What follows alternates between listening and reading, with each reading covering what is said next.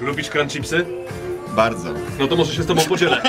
Słuchajcie, z tych obędz On się codziennie... nigdy nie dzieli, Dzielę się codziennie od 17 w RMF Max do wygrania zapas crunchipsów na całe wakacje. Moje ulubione do dzisiaj, naprawdę, na całe wakacje. Szczegóły na stronie.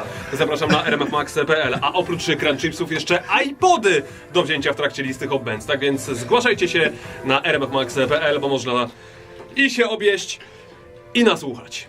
iPody nie do jedzenia?